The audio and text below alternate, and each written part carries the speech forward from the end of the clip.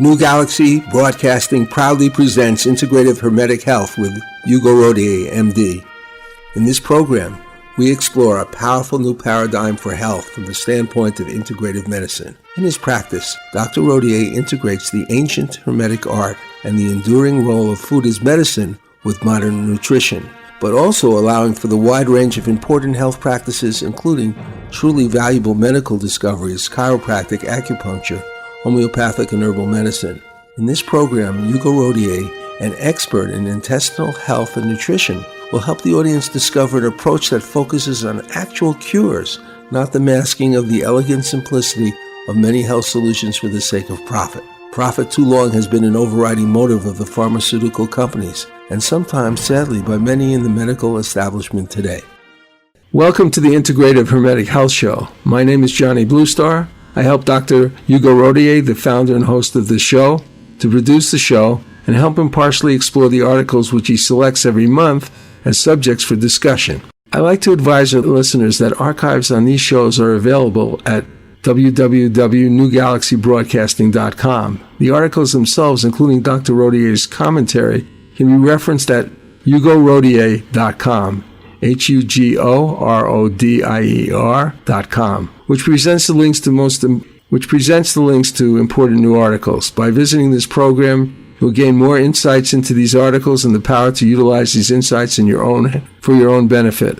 I myself have derived great benefit from listening carefully to what Dr. Rodier has to say. Without great health, we really don't have a level of comfort and happiness we need to live complete lives. Good morning, Doctor. Good morning, Johnny. Well, today we're going to explore a lot of different things, I think. I get more and more interested in these articles.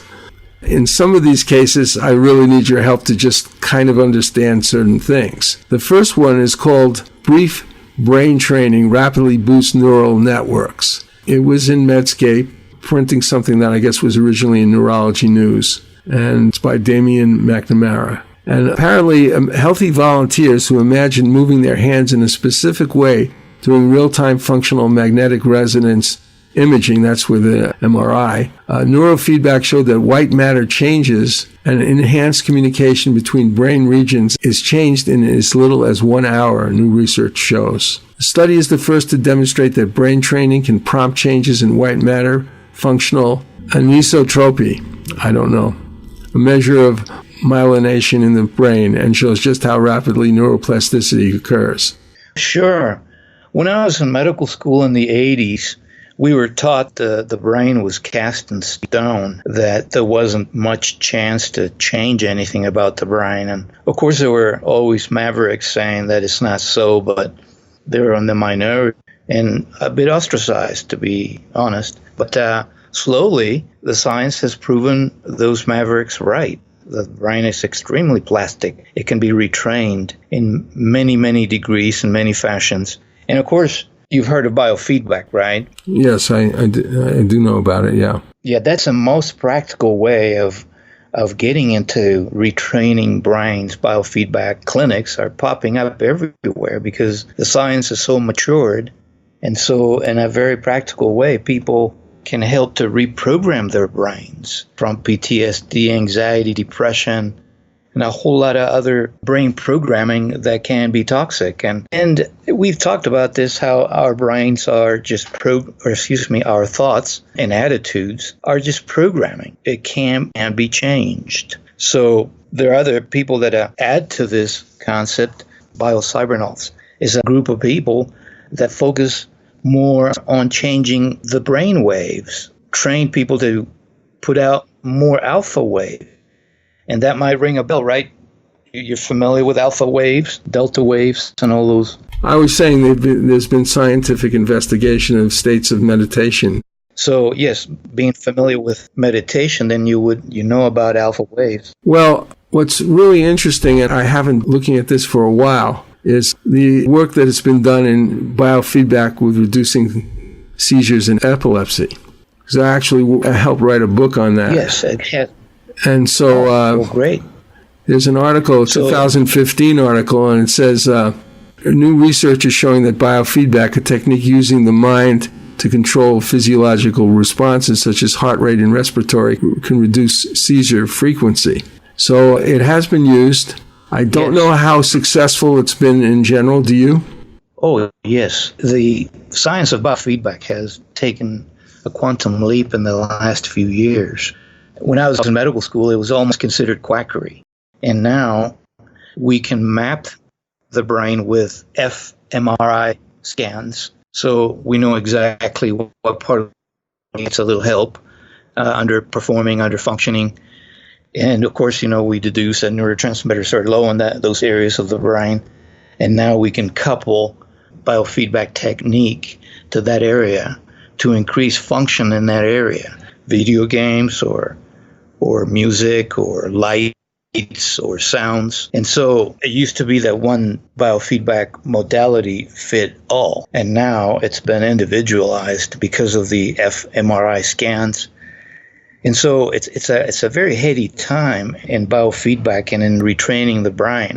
Of course, athletes, for the most part, have known about this for a long, long time. And we have many anecdotal and good studies, also scientific studies, showing how athletes, just by thinking about making free throws, just sitting there in the dark, picturing themselves making free throws, their accuracy increases significantly. And if you talk to any luminary in sports and basketball or soccer, whatever, they'll tell you that they have been able to excel because of their mind control. So this is very encouraging to common people, if you will, who might not be as exalted in their achievements, but to know that we can change a lot of things about the brain. And of course, the most practical application, in my opinion, is anxiety, depression, which are epidemic in our country. And then you get a lot of people with PTSD because of our wars and violent crimes in schools and malls and all that. So that's where I think we're going to see the most application of these techniques of retraining the brain. Well, here's a quote that sort of validates what you were saying about the earlier days, and now it's going into a new era. Because about this specific brain study that was done, the person who was the investigator, Fernanda Tovar-Moel, from the Brain Connectivity Unit at the DOR Institute for Research and Education at Rio de Janeiro, he says this: "We were happy to identify changes in less than 1 hour. We designed the study to detect such changes, but we did not have high expectations when we started." This is like, I guess, in terms of the specifics of the white matter changes, it's a whole new ballgame. Yes, the same has been shown in stroke patients. They might end up paralyzed on one side, and they can retrain the brain to where you can gain function by teaching another part of the brain to take over that paralyzed side. And I recall listening to an interview of this very avant-garde physician with glasses. He would put glasses on people with brain injuries, including himself. He wound up paralyzed after a car wreck. And he was a neurologist, a neuroscientist. So he wasn't going to just lay there, literally. So he began to tinker with this and that, and it led to these glasses that will shift light away from the part of the brain where it would usually go, the back of the brain. He would shift the rays of light coming in through the glasses to another part of the brain to activate that other part of the brain. I forget its name. I should look it up. And so, yeah, it's amazing. So, in fact, I do give that website to patients that have had strokes and things like that. But again, the most practical way for people listening to us to apply this is to give a call to a biofeedback clinic. Like I said, they're popping up everywhere. Well, I noticed that there's also a possibility of helping people with Parkinson's. Yes. And I wanted to mention, in terms of the possibility of eliminating seizures, a lot of the pharmaceuticals that are used to treat epilepsy are very iffy. You know what I mean? They may or may not work. They may start working. And to actually be able to change somebody's pattern of brain waves in order to be able to deal with the situation, it's just an amazing possibility. Yeah, you brought up a dirty little secret of a seizure training with pharmaceuticals. And I'm not going to say we shouldn't use them, but it has been shown that they stop working. In other words, the brain kind of finds a way to manifest itself through seizures because of injury or genetics, whatever. And so the sad but true, as you said, pharmaceuticals are not the best way to approach this, although that's what most people know. That's what most doctors know about. But all these other things that we're bringing up, I think will gain more and more acceptability. Yeah, it's just really a blessing to see how we're moving into health insights that deal with consciousness. And it just seems like we're moving closer to a God-driven health protocol in some areas. Anyway, we're going to have to take a break now, and we'll be right back. This is Johnny Bluestar, CEO of New Galaxy Enterprises, a media content development company. The original productions by Amazon, Hulu, and Netflix in particular has opened up a new and powerful form of television that has both global income and still unexplored profit potential as convergence between offline and online media continues to blossom. We can help persons needing creative help to turn their ideas for television pilots into actionable, marketable scripts. There's probably nothing more exciting in the field of entertainment than these new vistas online, as that capacity crosses more and more to the big screen, and the opportunities for instantaneous online projections of any type of media in that perennially popular venue. To learn more about New Galaxy, see samples of our work, or talk to us about your project, please go to www.newgalaxyenterprises.com and fill out the contact form. Boots in Manhattan is a coming-of-age novel by Ray Boylan and Johnny Bluestar. It is about a young Tom Boots Raymond who grows up in New York in the 1940s who was a member of a street gang. My friends and I were about to start our own game of stickball when Rabbit Lacey, the head of the Rattlers, came up to us and tried to move in on our game. We were called dwarves, the youngest members of this stupid gang. Hey, Kevin, I need you to get some gloves and some stuff I left at my place. No, this is our game. Hey, are you my good little dwarf or what? You've been calling me a dwarf since I was 6. We're not your personal slaves, pal. Hey, what is this? A dwarf rebellion? All right, big guy, we ditched the dwarf thing. We make you guys regular rattlers. No, it's too late. He looked at Jay and me. We looked away. Rabbit was now angry, and he pushed Kevin hard with the palms of his hand. Kevin tried to ram him in the stomach, but he stepped aside, throwing Kevin into the curb where he fell to the ground, bleeding profusely at the knee. Still, he managed to get up. My street. Kevin shouted at Rabbit, pointing at him with an angry index finger. Find out more by Googling Boots in Manhattan, a 1940s coming-of-age novel, part 1 of the novel series The Foot Soldier by Ray Boylan and Johnny Bluestar. Google with the words Boots in Manhattan, Ray Johnny Kindle. That's Boots in Manhattan, Ray Johnny Kindle. Well, we're back on Integrative Hermetic Health Show with Dr. Rodier. Now, Dr. Rodier, we're going to explore an interesting problem, which is that there's something wrong reproductive capacities of men these days. Have you heard much about that? Oh, there's been a lot written about this. So these are blows below the belt, 2 big ones, very big. We've known for quite a while that toxins in the environment messing with our sperm count. And at this rate, we'll be shooting blanks in 2-3 generations. The drop is dramatic. Well, in this case, they're not only tying it to environmental factors. There've been a big study. I mean, it's a large study here with talking about the relationship between diet and the lower sperm count. Right. So that's why I said there's 2 big. Oh, yeah, I see.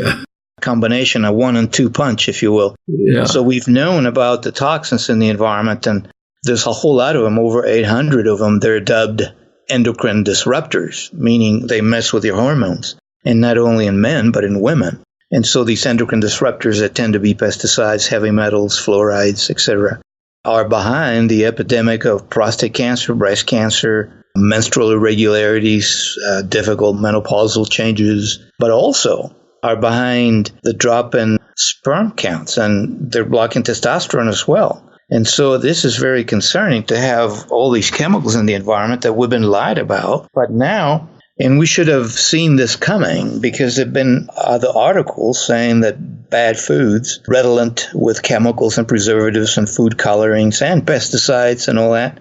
So sort of the same thing. Bad foods are also xenoestrogens, or if you will, endocrine disruptors, meaning they're messing with our endocrine system. This article focuses on the drop of testosterone and sperm counts, but there have been many other articles showing how our diet, through insulin resistance, and we've talked about that, will then go on to affect every cell of the body, because basically you're not getting proper energy to a cell if you have insulin resistance. And so, talk about motivation. That's how I talk to guys, frankly. I say, look, what's more important to you? Your bedroom life or your dining room life? And so guys pretty quickly tell me, oh, my bedroom life. Well, of course, you're a man. All right. And so are you willing to eat a Twinkie knowing full well it might mess with your bedroom life later? Is that your bedside manner, doctor? Right. Another meaning for bedside manners. I get their attention pretty quickly as to what they'll do when they go home. I don't know, but at least I've planted a seed, no pun intended, for them to start thinking, where are your priorities?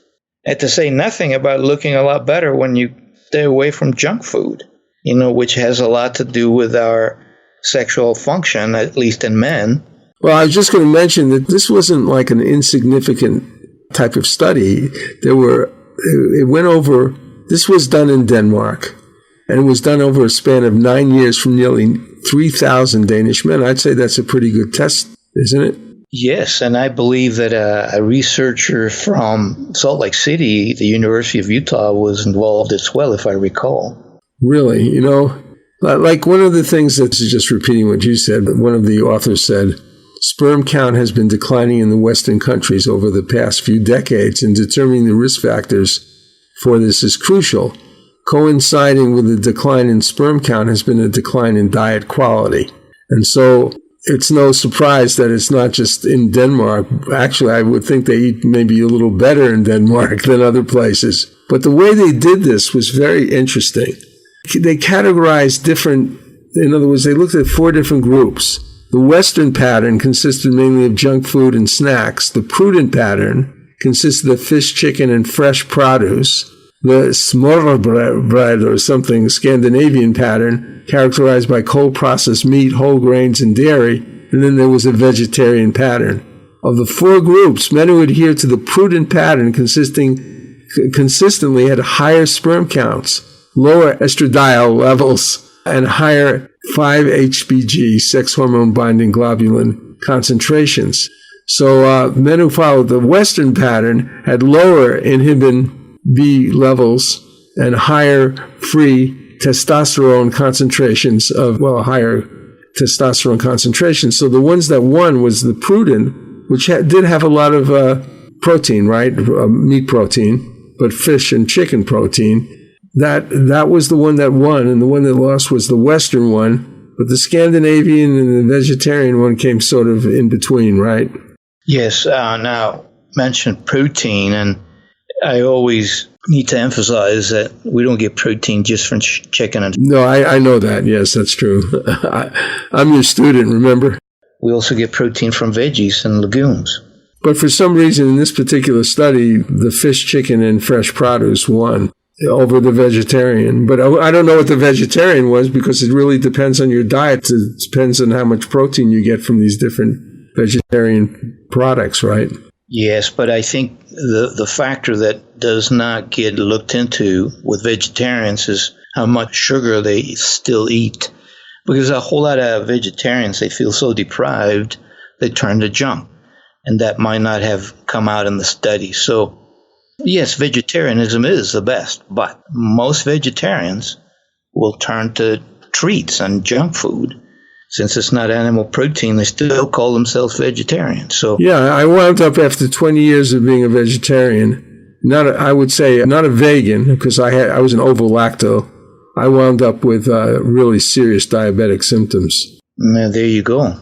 And I was shocked when I realized I think I may have mentioned one of the first things that happened when I decided I better try things different, and this is really terrible. The last meal that I ate before I became a vegetarian was fried chicken. And so I hadn't eaten in 20 years, so I chomped down some fried chicken and I suddenly felt better. I know fried chicken isn't the answer, believe me. So the prudent diet won out in this case. And you don't have any idea what the vegetarian thing is. Sure could have plenty of sugar. I imagine it didn't have dairy because of the Scandinavian one including dairy. But it could have whole grains, and they don't say that. That's another thing. Well, anyway, but it seems like a very, very insightful move forward to understand that it's environmental chemicals and its diet. Well, the bottom line of the study again is, men, where are your priorities? Well, here's another thing. I would like you to define something for me. Metabolic syndrome. Because there's a study here that reports that people with metabolic syndrome, a condition which raises the risk of type 2 diabetes, heart disease, and stroke, reverses after eating a low-carb diet. But I don't really know what it is. The metabolic syndrome, as narrowly defined, is cholesterol problems, diabetes, gout, obesity, hypertension. And so the common denominator to all that is insulin resistance. And we've talked about ad nauseum. Now, that's a narrow definition. In my opinion, all problems are metabolic. All problems, health problems, are about energy into cells. Our cells of the body, whether they are eye cells or bone cells or heart cells or brain cells, are they getting proper energy, proper nutrition? And as we've talked, most of the time in disease, they're not. So in my mind, every disease is metabolic. Does that make sense? Mm-hmm. Yeah. Okay. So the study you quoted is about the narrow definition. That is, by refraining from grains, particularly processed grains, you will then have lower blood pressure, lower cholesterol, lose weight, less chances of gout, your diabetes will get better. And it's a good study, but it still gives me pause because it seems to demonize grains, right? This one doesn't, I don't see it here. It doesn't mention grains. This is, I don't know which study you're referring to, but this is a very short thing here, a very short description of this low-carb diet. It doesn't mention what it is. Yeah, maybe there's more to it. Right. A low-carb diet, most people will say, oh, that's fewer grains. And yeah, now, I don't think there's anything wrong with grains. I think we're eating too many grains and refined. And so, but to completely do away with grains, I don't think is prudent. Although there are some people that should give up grains. They tend to be paleo people. But that's an exception. I still believe in the prudent diet that we talked about, where you eat a balanced diet. And there's a great book out there called The Omnivore Dilemma. Yeah.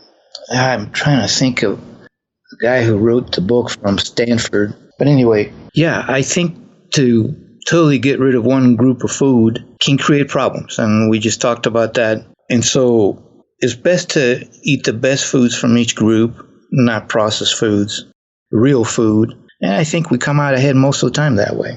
There is one diet that I may be wrong about this, that I think stresses like brown rice and so forth, which is the macrobiotic diet. Are you familiar with that one? Yes, Do you know about it? I mean, what do you think of it? Yes, I think it's very good. It's harder to prepare. But if somebody would like to do that diet, yes, I think that'd be fine. Does it emphasize brown rice, or is that just a component of it? I don't think it emphasizes brown rice any more than any other grain. Oh, I see. Well, I know that, it was very popular before, but I don't think I've heard of it very much recently. Well, these different diets will have the limelight for a while, and then they go away. And what stays all the time is the Mediterranean diet. Yeah. That's the one that gets the more staying power, if you will. Well, we're going to get back. We'll get back right on that, but we have to take a break now, and we'll be right back. My company, New Galaxy Enterprises, is a California corporation specializing in the creation of media and promotional content. We are focused on original, innovative projects that are good for humanity. These projects could be nonfiction books or novels, fictional screenplays or documentary content, websites and website content, commercial advertising content for print, audio, or video products on the internet, television, or radio, musical scores for advertising, television or film, video, audio editing, etc. We want to promote products and projects that support the environment, encourage a healthy experience in living, developing, nurturing, and useful technology, and offering platforms for positive, socially constructive entertainment or informative, transformative media. Our experience in creating a variety of products like this is rather vast, and we offer client-based and collaborative products, as well as the opportunity of active investors to join us in the creation and promotion of proprietary products, some of which are in latter stages of development. For more information, go to www.newgalaxyenterprises.com. That's www.newgalaxyenterprises.com. If you're interested in talking to us, just fill out the contact sheet and we will get back with you. If you're not fond of books, you may be interested in watching Dr. Rodier's slide presentation on his website, hugorodier.com. That's HUGORODIER.com. It lasts 48 minutes and explains the simple roots of all diseases with pictures and graphs that are easy to understand. The presentation includes basic principles of physics, philosophy, anthropology, and history to truly integrate the most vital pillars of human health. Before we begin our discussion of the Mediterranean diet, let's hear a little bit from the Mayo Clinic and what diet can do for the brain. This features a 2018 interview with Dr. Maria Vasilaki, an epidemiologist at the Mayo Clinic. Welcome back to Mayo Clinic Radio. I'm Dr. Tom Shives. And I'm Tracy McCrae. Well, Tracy, we know that a diet that's filled with fruits and vegetables is good for our waistline, but it's proving to be good for our brain as well. A recent study published in the Journal of Alzheimer's Disease showed that people with normal cognitive function who followed a Mediterranean diet had lower amyloid deposits in the brain. As we've learned before on this program, amyloid deposits in the brain are one hallmark of Alzheimer's disease. And here to discuss is the lead author of the paper, Mayo Clinic epidemiologist Dr. Maria Vasilaki. Welcome to the program. Thank you for having me. What's good for the body is good for the brain? Is that what we're saying? This is what we think. There is accumulating evidence suggesting that diet has a beneficial effect for the brain too, and for against cognitive decline and dementia as well. Although we don't have definite evidence for that, but there is a good body of literature supporting that. Is that what prompted you to do the study? Yes. In the Mayo Clinic study of aging, we are studying cognitive decline and also biomarkers of Alzheimer's disease. So one of them would be the amyloid deposition in the brain, and we had the scans and the data to study that and study the association with diet. So when we talk about amyloid deposition in the brain, amyloid is, as I recall, it's been a while, a protein, right? Yes. And we knew from autopsy studies that patients who had Alzheimer's disease before they died had these deposits of amyloid for whatever reason. So there's an association between the two. And now, if I'm correct, we can actually detect those amyloid deposits on an MRI scan. Correct. We detect them in for example, in a PET scan. So we introduce some molecules through the blood, and they go and highlight areas of amyloid deposition. So we have the scans, and we know the areas where we have elevated amyloid. And you said that you studied people with normal cognitive function. So how do you determine if somebody's brain is normal and they can be in the study? Yes. So our participants in the Mayo Clinic study of aging, they go a very comprehensive cognitive evaluation with 9 different neuropsychological tests, and then they are evaluated by a physician as well. We also take information by the informant, their partner. So we have a lot of information, and then by consensus, we gather all the information, and the nurse that helped, or the study coordinator, the physician, and the neuropsychologist, they decide based on data that we have whether someone would be within the normal function range, or someone would have a little more cognitive decline than we would expect for their age, or whether someone would be in the dementia area. What was the average age of the study participants? So for this specific study was 70 years and older. So the mean age is about 78 years old. 55% of them were men. And what did the study show ultimately? So we asked them about their eating habits the last 12 months. So they had to answer about 128 different questions on the food groups that they were eating, the amount, and also how often they would. And we found that the individuals that were following closer the Mediterranean diet and those that had a higher consumption of vegetables were less likely to have elevated levels of amyloid deposition in the brain. Now, we have to point out that this is a cross-sectional study in our terminology, which means this is like a photograph. We don't have the dimension of time, so we don't know what came first and what came second. So, as we say in our area of research, we cannot assess the causality between the two. However,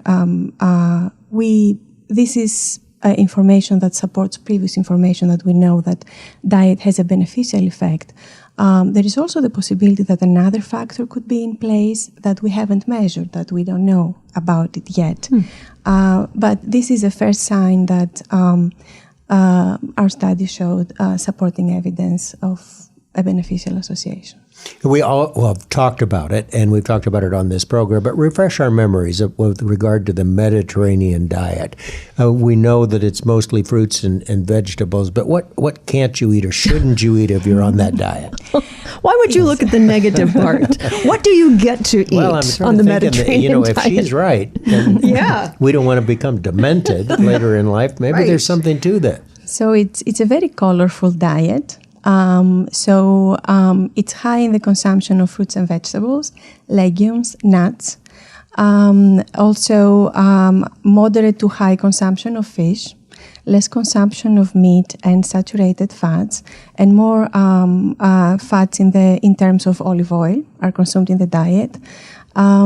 Also, there is optional moderate use of alcohol as well, mainly wine. And usually it happens in social occasions. No, wait a minute. Was wine on the list or not on the list? Wine was on the list for the Mediterranean diet when we started studies in the 1960s. Now, alcohol is optional in a way because for some of the conditions we should not drink.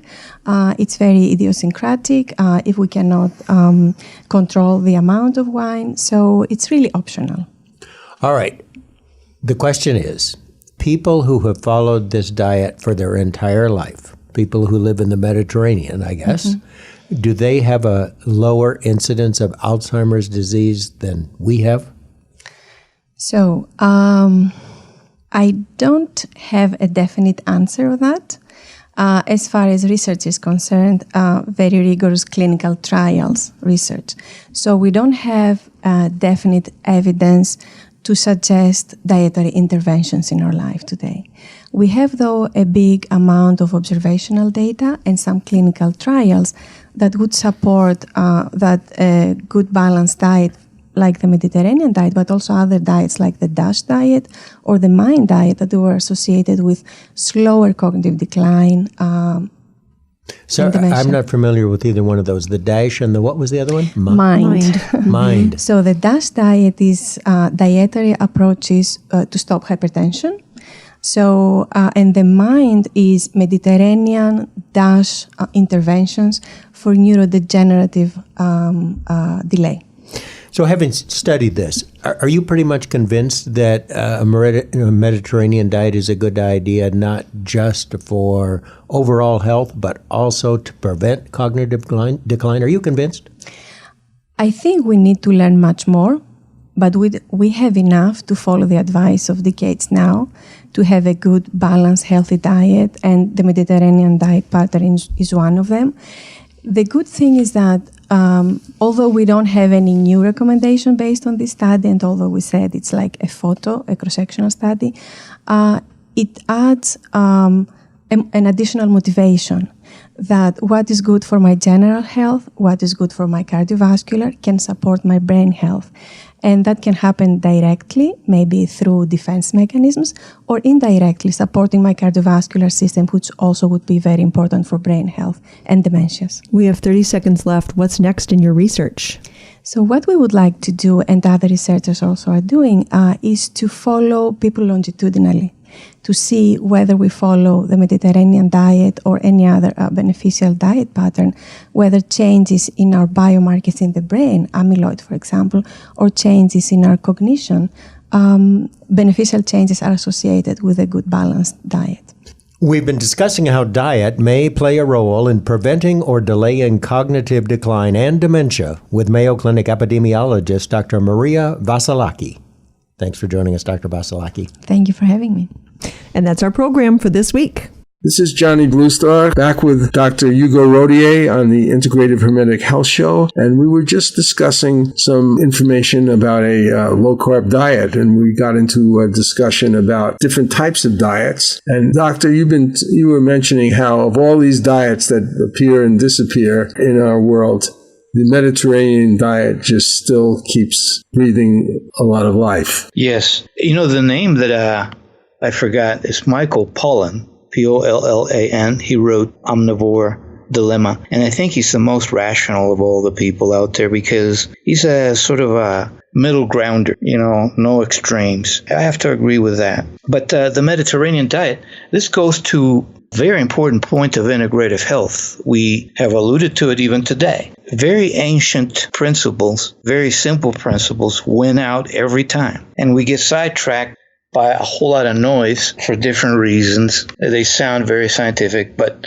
still the core principles that the ancients knew about, consciousness, you brought that up, how our scientific researchers are getting more and more into consciousness, even how it affects health. And take, for instance, the ancients, how they were very aware of Thoth or Hermes, hence the name of our show, Hermetic Health. Right. And the West became more familiar with that whole concept of integration, Hermes, the Caduceus and all that, when the Medici sent a monk to the Middle East to get the books of Thoth, which turned out to be 42 books, 36 of which were about health. And that triggered the Renaissance and the Enlightenment. And so our concept of health, yours and mine, Johnny, is much more expansive than what we see preached about and sold in this toxic, broken healthcare system, isn't it? And so going back to the Mediterranean diet, well, the very name tells you what's going on. The cradle of civilization in many ways, many researchers will tell you, was Africa and then the Mediterranean and then on to Europe and other countries. So the focus for us Westerners is the Mediterranean. And so the very diet that these ancient people have been eating for millennia turns out to be the best for us. Well, what a coincidence. And so that's why, anytime I see a new diet come around, I'll read about it and all that, but often I find that it's been touted and pushed by someone trying to make a buck. Yeah, well, that's very true. But it's also true that diet is such a tricky thing. And I think what happens is that certain people, specific conditions that are helped tremendously by a certain diet, and they try to generalize it and make it for everybody, like particularly I think of paleo. I read the book, but basically this guy someone became very, very sick on a vegetarian diet. Right, the same with Atkins and a whole lot of other people. Whatever you do, you actually have to be careful to customize it to yourself. And when you have a certain diet that's in a book, you have to say, okay, well, a lot of it might be true, but I'm going to use my intelligence. I'm not going to just take a vacation from it because I like the book, right? Yeah, speaking of technology, if you want to take all this to the next level, okay, then you would look at your microbiome because that determines what diet is the best for you. And so our microbes and the process or examine, if you will, the food you eat. So you and I could eat soy, and it's very bad for you and very good for me. What's the difference? My gut bacteria that converts the soy into egg wall, a molecule that has been shown to be 100% healthy, very good for your health. But if you don't have the right bacteria to process soy into egg wall, then soy will not be so good for you. And then the liver itself, when it comes to soy, has a lot to do with how you process soy. And of course, remember, the liver takes its marching orders from the microbiome as well. So yes, the easy way to look at a diet is trial and error, the weight of evidence. But at the same time, if you want to get really technical, you want to check your microbiome. How do you do that? What kind of a test is it? Well, there's several tests. The ones that I'm most fond of when it comes to ascertaining what foods you should be eating is Viome, V-I-O-M-E. And you can Google that, Viome, V-I-O-M-E. You'll see what they offer. They'll send you the kit. They'll send you the results. You don't even have to go to a doctor to get it done. Well, what are you doing? I mean, what part of your physiology are you dealing with? I mean, how do you do this test? Is it... Well, like I was saying, you're looking at the microbiome, so you send them stool. Oh, stool. Yeah, they will look at the genetics of your microbiome and what foods they prefer. The other test I like is diagnostic solutions. They look at the bacteria you have, not so much a food. And so both are useful. What do you use with the diagnostic solutions? Stool as well? Stool as well. You're looking at the microbiome. Well, that's interesting. Yeah, that one you need a doctor. That one, a doctor has to order it for you, and then they send the doctor the results, because if you have a really messed up microbiome, that is, you're lacking in certain healthy bacteria and have too many of the bad guys, you will need a doctor to help you remodel, remodulate, reequilibrate your microbiome. Well, suppose you get this Viome one, comes back. Yeah, no, you don't. It's pretty specific. It gives you 3 lists of foods. One list, food you should not be eating at least until you correct your microbiome. Another group of foods that you should eat once in a while, and another group of food that you should eat often. Well, what about the microbes? I mean, the probiotics? That's what I was telling you. The Viome looks at food only. The diagnostic solutions looks at what good bacteria you're lacking and what bad bacteria you should go after. So which is superior? Well, they're not superior. They're different. Viome is about food, the food you should be eating. The diagnostic solutions, and the other companies as well, are looking at the bacteria. Now, for best results, you'd want to do both. That's what I wanted to know. Yeah. So there are people who have tricky situations, right? Right. And that's why, it's best to have a consult with a doctor as to where to start. The next part of our discussion is going to be on this is something that greatly upsets me, which is cancer treatments. And this is one about a certain cancer treatment, radioactive iodine treatment for overactive thyroid. And the study says that it increases long-term cancer risk. This is a retrospective study. It was reported in Health Day. It found patients who received radioactive iodine treatment for an overactive thyroid have an increased long-term risk for cancer death. The lead study author, Carlos Kitahara, says, we estimated that for every 1,000 patients treated currently using a standard range of doses, about 20 to 30 solid cancer deaths would occur as a result of this radiation exposure. That sounds rather extraordinary to me. Is it? Yes, it's not a common problem. We should point out that radiation of the thyroid gland in the neck is done mostly for people with hyperthyroidism, people whose thyroid gland in the neck is too active. So you don't a whole lot of thyroid hormones through your system that might overstimulate the heart. We call it a thyroid storm and lead to a heart attack. It's a rare thing, but if it happens to you, it's not so rare. So doctors for a long time have said, let's just kill the thyroid, and then we give you synthetic thyroid to make up the difference, and then you're good. You avoided that potential for a thyroid storm. Does that make sense? Yeah. So keep your eye on the ball. That's the basis of it.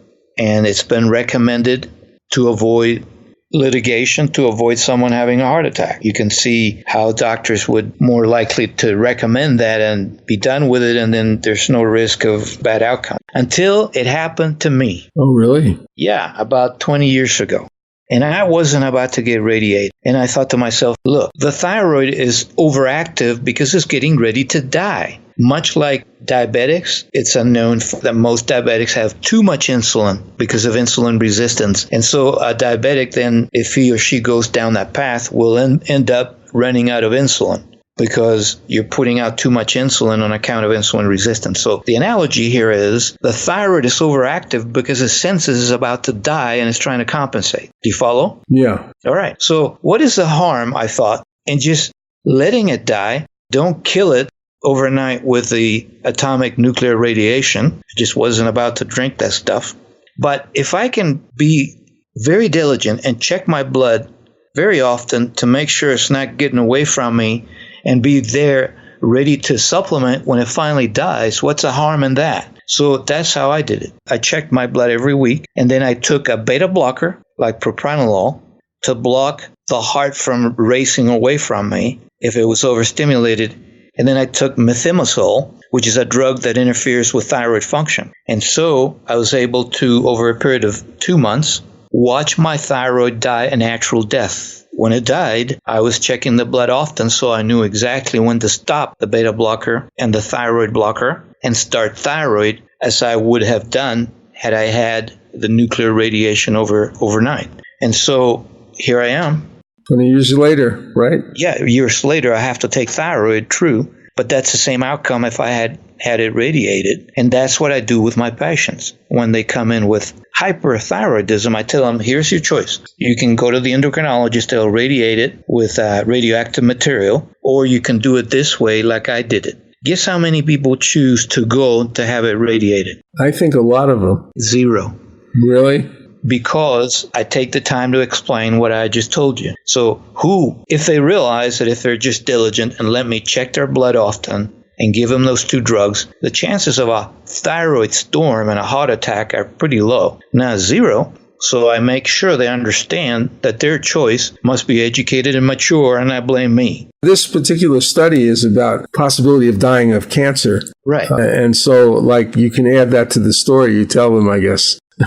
Not only can you die with a heart attack, you can also die of cancer. Yeah, so you want to die quickly or slowly? This information to my next patient with hyperthyroidism, because we didn't know this. And intuitively, I kind of figured it wasn't good. Like every patient that comes in, when you mention, hey, go have your thyroid radiated, every one of them recoils and says, really? Yeah, because intuitively, why would you want to do that? I forgot that your patients are smarter than most people anyway. We have to say goodbye now, Doctor. I really appreciate the insights you've given us today. And every time we have a conversation like this, I feel a little bit more enlightened. Well, thank you, Johnny. Thanks for your help on all you do in disseminating all this good information. Well, we'll see you next week then. You take care. Bye-bye. Bye. The Coalition is a unique project designed to empower its members both individually and collectively. Besides individual empowerment, its broader focus is on the restoration, protection, and enhancement of citizen and human rights throughout the world through the aid of its members. As this project is centered in the United States, our first task is to create a website and social network infrastructure to promote collective efforts to take back our rightful control as citizens over our government as designed by our founding fathers. Although we must begin with the social network restricted to United States citizens, the organization will also host a global dialogue for the discussion of human rights by citizens of democratic nations throughout the world. If you're interested, please check us out in the GoFundMe.com website, entering in the search field the Coalition for Planetary Empowerment. That is, go to GoFundMe.com and enter in the search field the Coalition for Planetary Empowerment. For more information about Dr. Rodier's practice, books, blogs, and newsletters, contact Hugo Rodier, MD, at www.hugorodier.com. That's HUGORODIER.com. We go out with a very deep song by Lightstorm called I Am.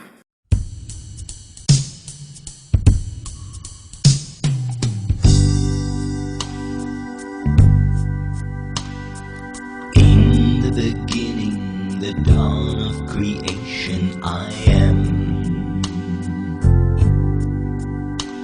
And in the end, the night of destruction, I am. Without and within, the silence of all, I am. Reposing in bliss, while dancing as light, I am. The great imposter, the seed of illusion, I am. The first breath of life, the pure sound of Om, I am.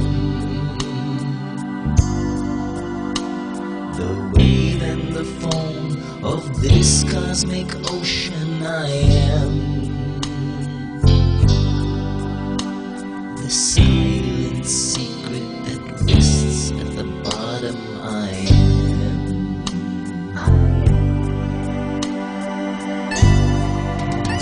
I am that I am, forever I am. I am that I am. I am that I am, forever I am. I am that I am.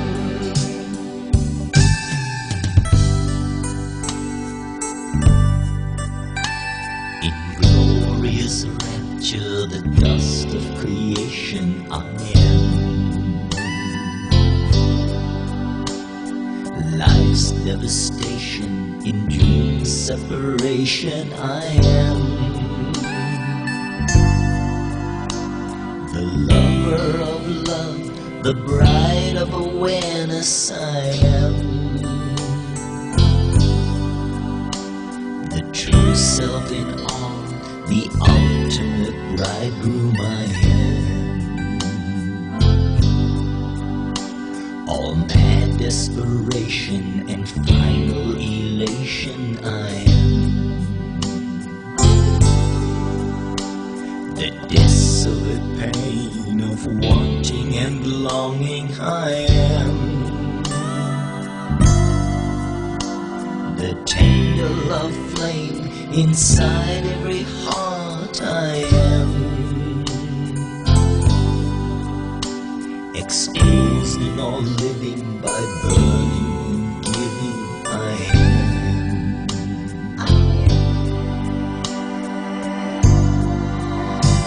I am that I am, forever I am. I am that I am.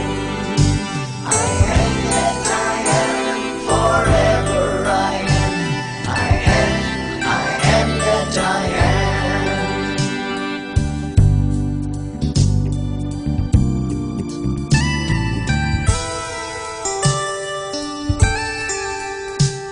Beyond birth and death, the life of all life I am. Sun, moon and stars, all hells and all heavens I am. The Alpha, Omega, and all resurrection I am. Beyond all conception, yet in each reflection I am. Father and mother, and sister and brother I am. The friend and the foe, the thief and the stranger I am. A shattered glass pane, yet always the same I am.